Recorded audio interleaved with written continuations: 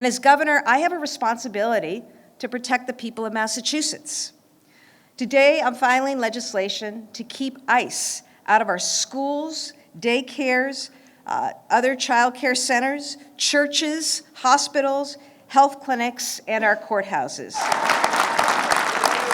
So our legislation will ban warrantless civil arrest by ICE in our courthouses. Our legislation will also make it unlawful for another state to send their National Guard into Massachusetts without the permission of this governor. Our bill will also allow parents to prearrange guardianship for their kids in case they're detained or deported. And I am really sorry to even have to utter those words. But at the end of the day, we've seen here in Massachusetts and around this country, littlest kids taken away from their parents, left alone or in the care of maybe a neighbor, maybe the state. It's wrong. So in the interest of protecting people in Massachusetts, we're going to make it easy for parents to take the step of guardianship in the event, the tragic event, it's necessary for their family. In addition to filing legislation, I'm also doing things that will take effect immediately. I'm signing an executive order today to protect our state and state resources from ICE. That includes prohibiting ICE from making civil arrests in non-public spaces of state buildings. We're not allowing ICE into these spaces. Prohibiting the use of state property for staging immigration enforcement activities. And lastly, prohibiting state agencies from entering into any new 287G agreements unless there is a clear and imminent public safety need. The bottom line is that Massachusetts is safer when residents can trust their government when they go to report crimes or get services. And we are trying to restore that trust today. What we're doing today in Massachusetts is standing up to an agency and an administration that are out of control. But we're doing more than standing up to and against something. We're also standing up for something, right? You know, basic concepts of freedom and rights and protections enshrined in state and federal constitutions for a long, long time.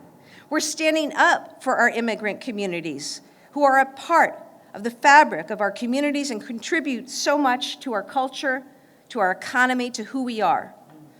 We're standing up for public safety and for education and health care and the ability of people to freely practice their faith. We're standing up for the liberties that we hold dear and for the protections we deserve in the places where we go and need to feel safe. That's the legacy of freedom here in Massachusetts, and it's one that we need to continue to stand for here and across this country. I take these actions because I need to, because the last weeks and months of the onslaught of the Trump administration's tactics when it comes to ICE is both something we've never seen before. It's also something that's done grave harm to the safety and to the well-being of Massachusetts residents. Donald Trump needs to remove ICE operations from communities. ICE is supposed to be doing its job, protecting our borders, right? They have a job, which I support that mission. But that's not what they're engaged in right now. So I say Donald Trump needs to bring everybody home, bring them out of these communities, right, until they fix that agency. And finally, I'll say this. It's not just about changing people out, though I've called for Kristi Noem to go. She had no business being there in the first place. Greg Bavino to go, okay? That's not going to fix this. Donald Trump needs to take action himself to change what ICE is about and what they are doing. And if Donald Trump, in this moment, when so many people are feeling a trauma and an antagonism and a fear and an anxiety, and no, this isn't right. If he doesn't act, then Congress needs to act and step in now and fix this.